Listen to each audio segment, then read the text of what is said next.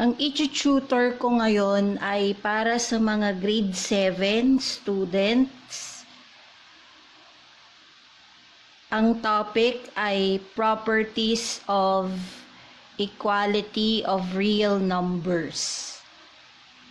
So, meron tayong problem set dito, applying the properties of equality of real numbers. So, habang sinasagutan natin one by one, dun ko i-explain ang bawat property na nagagamit. Okay, so this is all about identifying the property. Ang direction ay identify the property that justifies each statement. Okay, so ang first statement o itong first problem natin ay may kulang ito. 0 plus negative 3 equals negative 3. So, ano ang property of equality na magja-justify sa first statement? So, kung papansinin ninyo, yung answer o result dito sa right side ng equality ay identical dito sa isa sa mga addends na nandito sa left side ng equality. Identity. Yon. So, yun na yung clue. Ang answer for number 1 ay identity property of, since this is plus, addition. Or additive identity property. Magkapareho lang ang identity property of addition at additive identity property. So, i-discuss natin yon.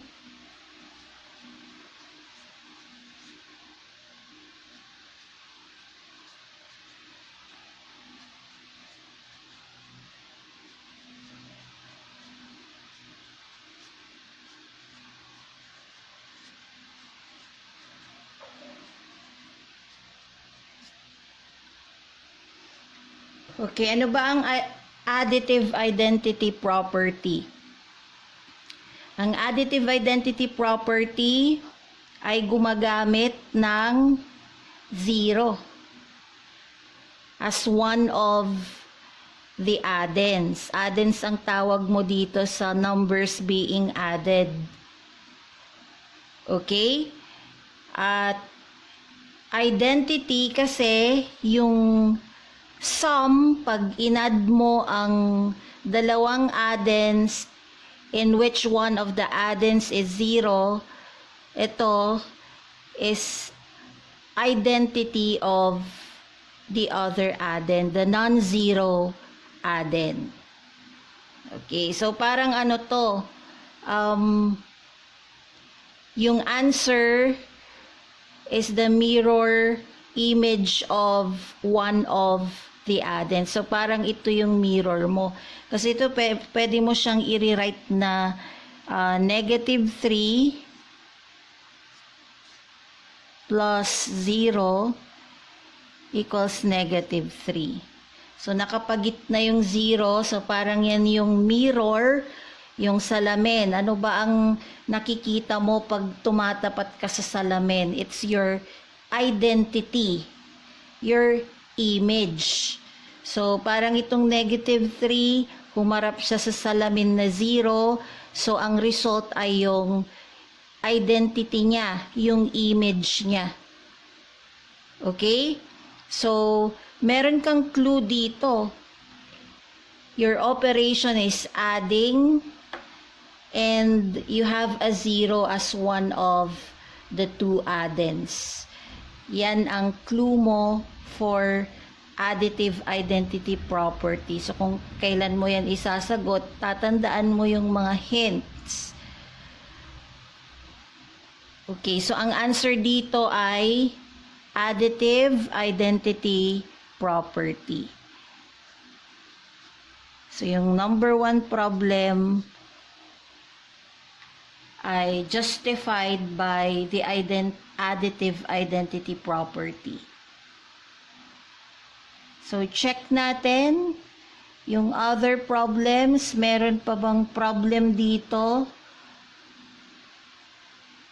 na nag-a-add by 0?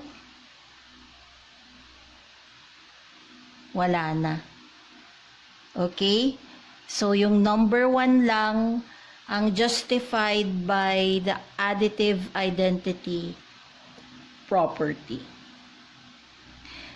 Number 2, this is the given statement. 2 times the quantity 3 minus 5 is equal to 2 times 3 minus 2 times 5. Okay, so grade 7 ito sa mga bago. Ang parenthesis ay ginagamit as an operational symbol for multiplication. So, ang operation between 2 and the difference of between 3 and 5 is multiplication because of the parenthesis. Yan. So, ang ibig sabihin niyan is actually 2 times 3 minus 5. Yan yun. Kaya lang kasi sa algebra, hindi na masyadong tinatry ng eventually i-replace ang multiplication sign na x by other options for multiplication symbol like parenthesis, like ito, walang raised dot, like raised dot, kasi as you level up, magsosolve na kayo ng mga equations using variable x. So, para maiwasan ng confusion, ay pinapalitan ang multiplication symbol na x ng ibang symbol for multiplication like parenthesis. Ito is actually 2 times 3. So, ito ay multiplication symbol din. Yung rule ng parenthesis dyan. Minus 2 times 5.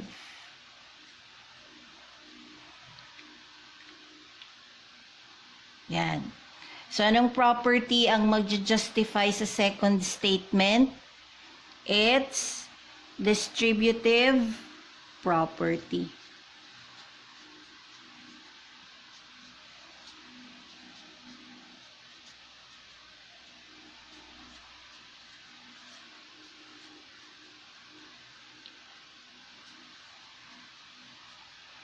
Of multiplication.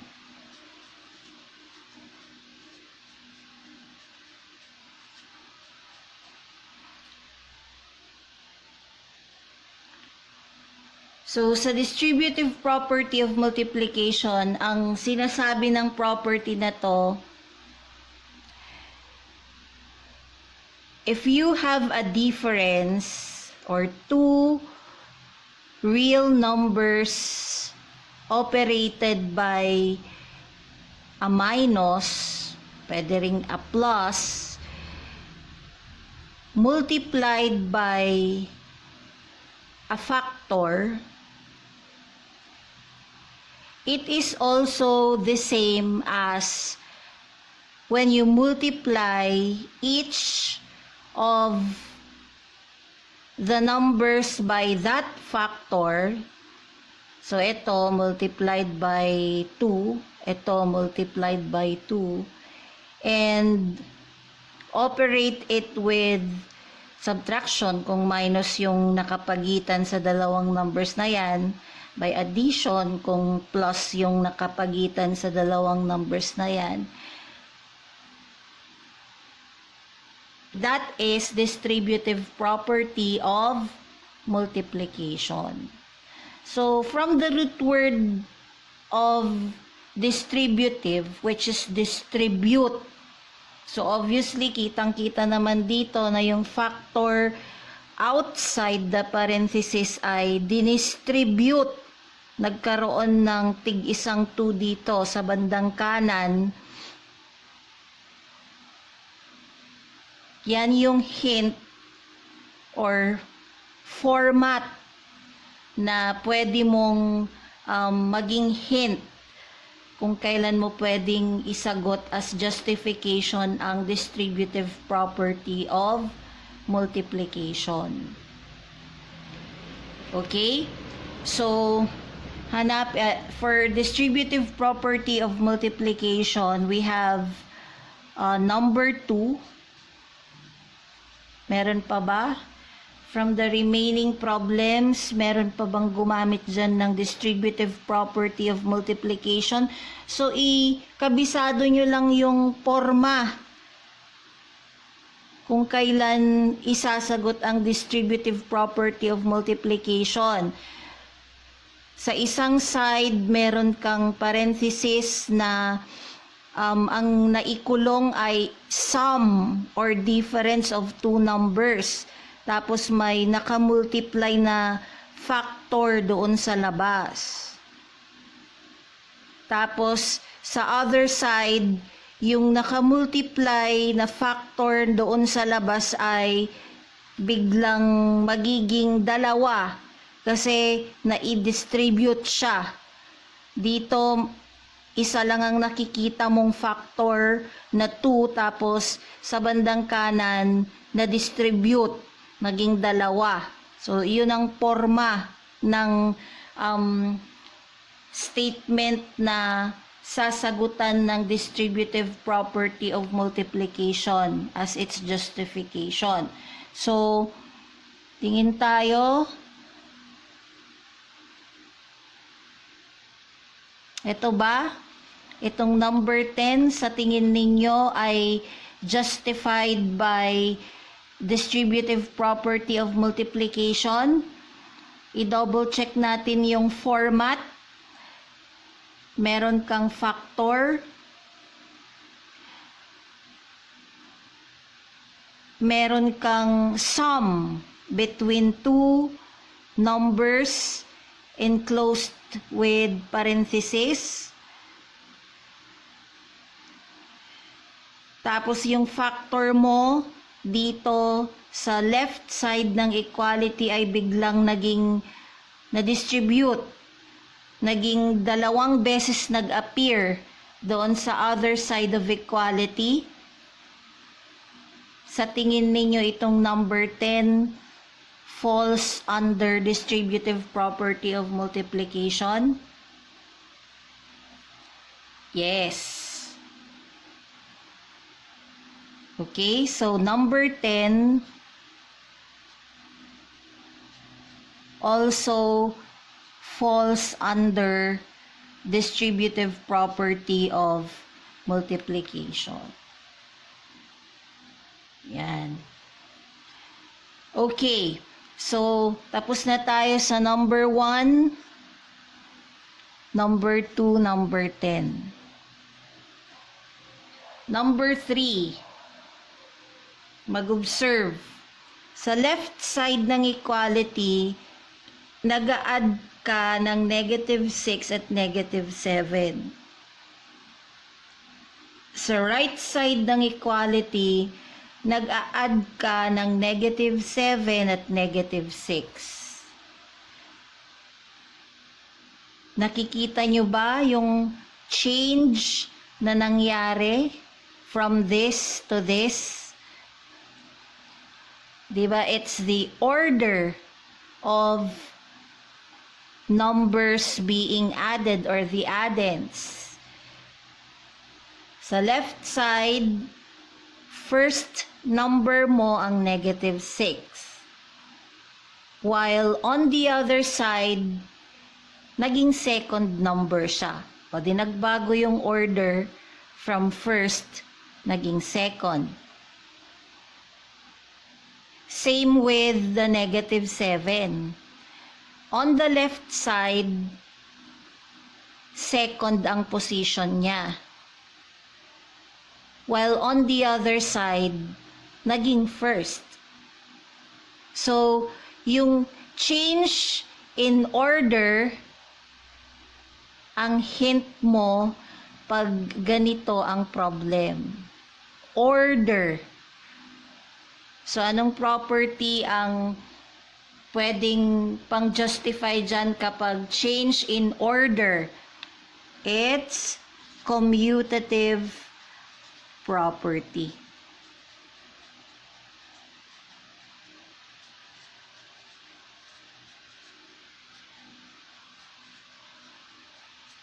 Of,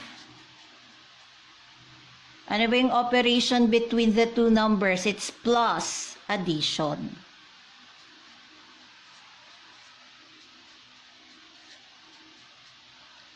Ano bang root word ng commutative? Commute.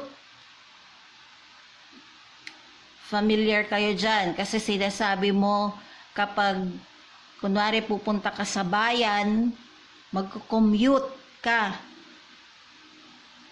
from barangay Kabaruan to bayan. So, anong mangyayari?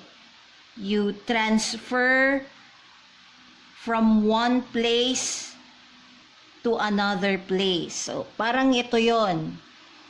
Nag-transfer from the first position to the second position kasi nasa second position na to. Ito naman, nag-transfer from the second position to the first position. So, ganun ang commutative property of addition. Okay? So, yung number 3 falls under commutative property of addition. Okay, check the remaining problem. Kung meron pang another problem dyan that falls under commutative property of addition. Of course, your hint is you're adding kasi nga of addition. So, i-disregard mo sa consideration mo yung mga problems na hindi naman addition ang operation. So, ito, disregard, ito, hindi naman about changing of order ang pinapakita nito. Ito ay hindi naman addition, ito ay hindi rin addition. So, wala na. Number 3 lang ang justified by commutative property of addition. Okay. Sa number 4, ang statement ay 1 times -9 equals -9. So, pansinin nyo ulit, yung nasa right side ng equality is the identity or the mirror image of one of the factors at the left side of the equality. So, parang mirror mo din yung 1 dyan. Pwede nating ayusin yan. -9 times 1 equals -9. Para yung mirror mo nakapagitna. So, parang ito yung nakaharap sa mirror, tapos ito yung identity niya. This time, your operation is multiplication. Kanina, meron na tayong naisagot na gumamit ng word na identity, pero it's additive. Identity property. Why? Because the main operation on the left side is adding, addition. What if the main operation is multiplication? Di papalitan mo lang itong adjective dito ng multiplicative identity property. So this is another property of equality, multiplicative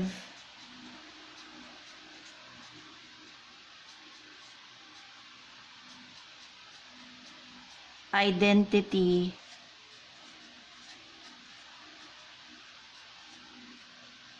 property. And statement number 4 falls under the multiplicative identity property. So, huwag kayong mako-confuse dito sa dalawang properties na merong identity. Additive is for addition. Root word of additive is add.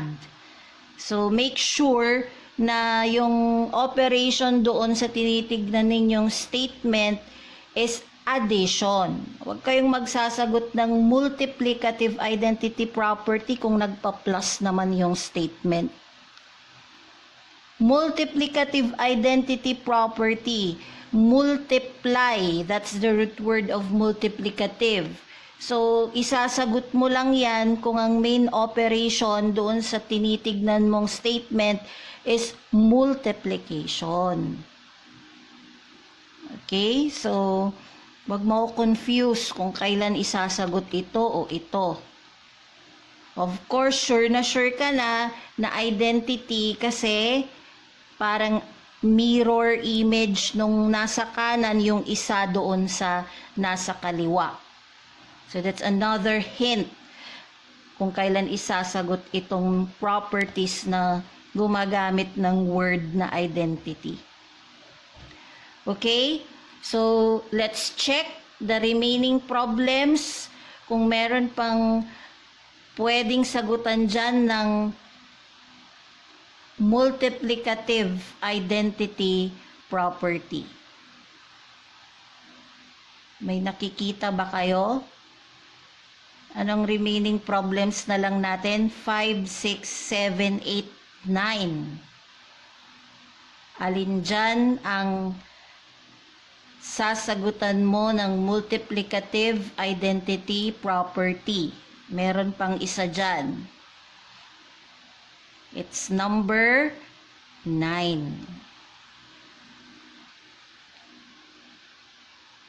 Nasa kanya ba yung mga clues? Ulitin natin ang clues. Yung isang side is the mirror image or the identity of one of the numbers on the other side. O, di ba? Identity niya yon. This is the mirror, yung 1. And the main operation is multiplication. Therefore, this statement falls under the multiplicative identity property.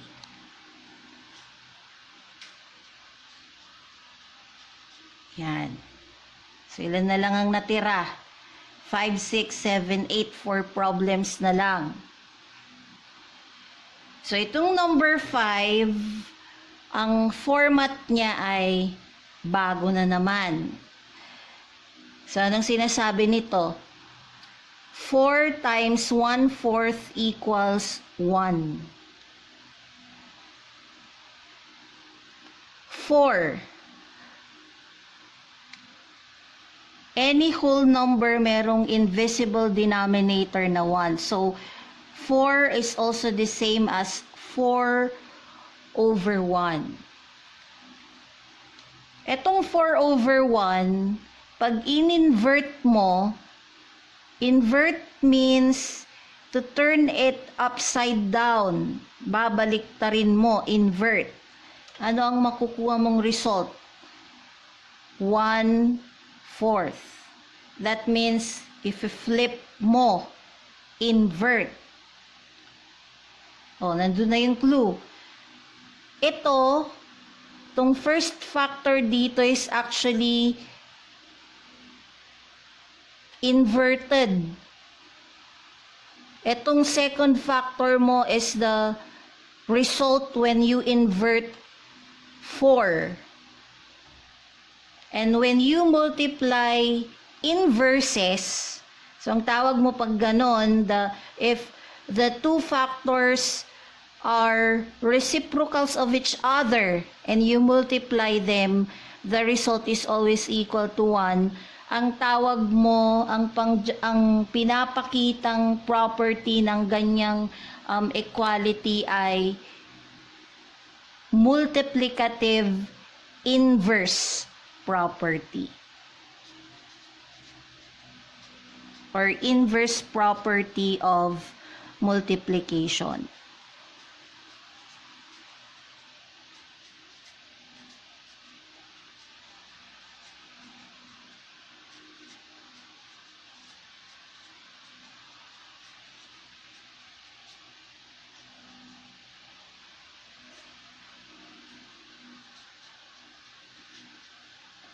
Yan. So, i-review natin ano-ano yung mga hint kung kailan ka magsasagot ng multiplicative inverse property. Of course, from the word multiplicative, the main operation must be multiplication. Inverse, you are multiplying reciprocals or inverses. Tapos, the product is always equal to 1. Any number, basta minultiply mo by its inverse, multiplicative inverse, the result is always equal to 1. For example, your number is 5. Ano ba ang inverted 5? Ang inverted 5 ay 1 over 5. Kasi 5 is the same as 5 over 1. If you invert it, you will get 1 over 5. And if you multiply the inverses, di ba cancel before you multiply? Yan. Numerator times numerator, denominator times denominator, that's 1 over 1. You will get a product of 1. So, ganun din dito. If you multiply this, it's also 1. So, the product is always equal to 1 every time you multiply reciprocals or multiplicative inverses. So, that's your clue. 1 yung product na nasa kanan. Tapos, yung factors mo are reciprocals. Doon ka magsasagot ng multiplicative inverse property. So, we have 3 remaining problems. Meron ba dito ang magfo-fall under multiplicative inverse property? Obviously, wala. Kasi kung titignan mo, wala namang nag-equal sa 1. Kung dito, wala ring nag-equal sa 1. Kasi dapat yung one side ng equality ay 1 para mamumuro siya na pwedeng sagutan ng multiplicative inverse property. Okay, let's proceed. 2 times 3 times 7 group together. Tapos, sa kanan, 2 times 3 times 7, pero ang group together sa kanan ay 2 and 3. So, obviously, ano ang change na nangyari from left to right? Yung grouping. On the left kasi, ang group together ay yung second and third factors. Tapos, pagdating sa kanan, ang group together ay yung first and second. So, ang clue mo dito is the change in grouping. At naaral mo na to noong elementary. Ano yung property na magja-justify sa number 6? It's associative property.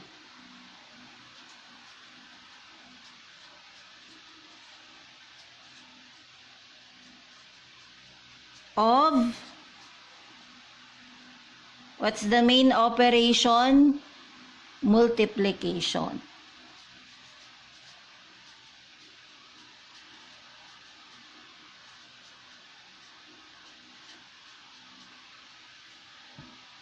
Associative.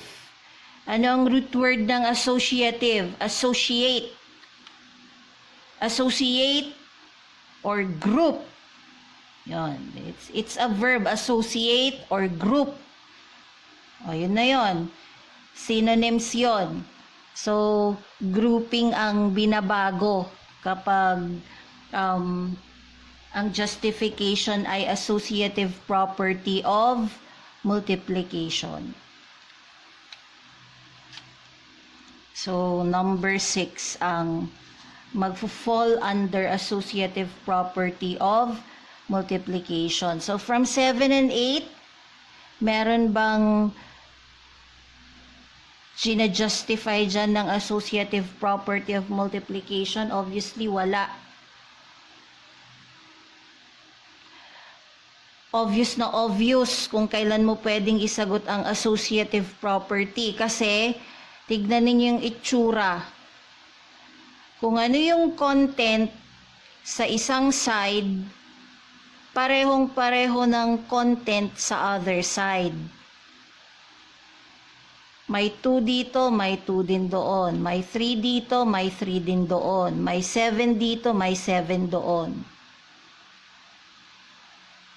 Ang tanging ang tanging pagkakaiba ng both sides ay kung ano yung naka-associate o naka-group. So, pag ganyan ang itsura ng statement o ng equality, sasagutan mo ng associative property of multiplication. Next, number 7.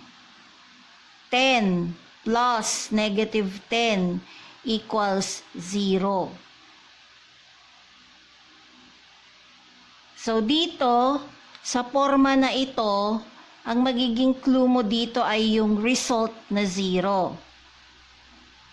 Ang main operation ay addition. At ang addends mo ay opposite numbers. Pag sinabing opposite numbers, magkaiba yung signs. Yung isa positive, yung isa negative. At ang tawag mo sa opposite numbers ay inverses. So, kung multiplication ang pinag-uusapan, ang inverses, ang meaning ng term na inverses ay reciprocals. Yung isa, reciprocal niya to, ito, reciprocal niya yon. Pero pagdating sa addition, nag-iiba ang ibig sabihin ng word na inverses. Pag sinabi nating inverses at nag-a-add tayo, ibig sabihin, magkaiba yung signs. So, for example, yung isa ay positive 3, tas ito negative 3, or baliktad. Ito ay negative 5, yung isa positive 5. So, laging 0 ang result pag inad mo ang dalawang inverses. Yan. So, anong property naman ito? Additive inverse property. Why additive? Kasi your main operation is addition.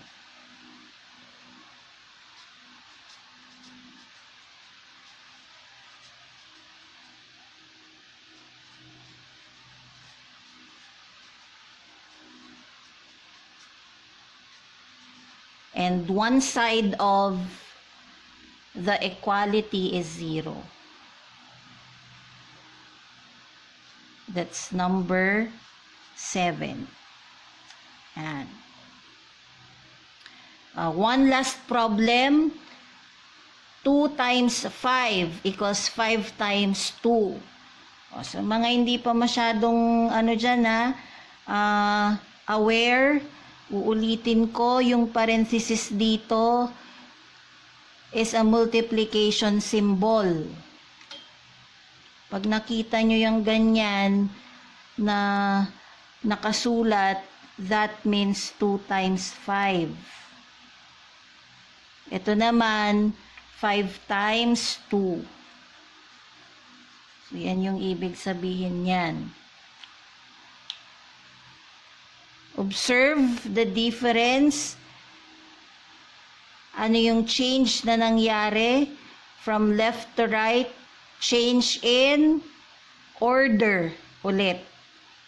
Order, pagkakasunod ng numbers na binumultiply. Yung first, naging second.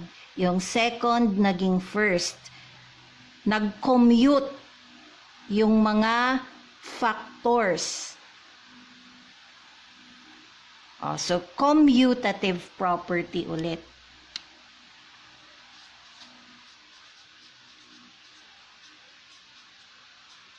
Commutative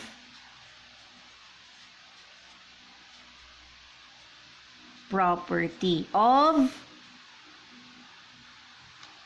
operation is multiplication, multiplication.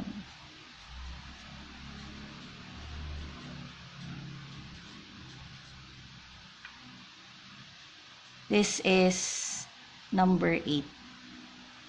Ayan. So, mabilisang recap. Pagdating sa ganitong problem set, kailangan lang i-master ninyo kailan ninyo gagamitin ang additive at ang multiplicative. Kasi meron tayong magkapareho, dito lang nagkaiba. Parehong may identity property, ang addition at multiplication. Okay, so madali lang naman i-inspect yan. I-check ninyo ano yung main operation doon sa statement. Is it addition? If it's addition, use additive. If the main operation is multiplication, use multiplicative. Okay? Pareho ding merong commutative property ang addition at multiplication. So, make sure i-specify mo yung answer mo. Huwag mong kakalimutang dugtungan ng of addition or of multiplication. So, you always have to check the main operation of the given statement. So, tandaan nyo lang yung mga forma kung kailan isasagot ang bawat property kasi parang may clues lahat. May clue para sa additive identity property, meron kang clue para sa distributive property, may clue din for commutative property, and so on and so forth. So, it's only a matter of mastering the clues. So, sana nakatulong itong discussion ko na ito. Huwag kakalimutang mag-subscribe sa aking YouTube channel. Paki-share na lang sa inyong classmates at sa inyong mga kapwa grade 7. Maraming salamat.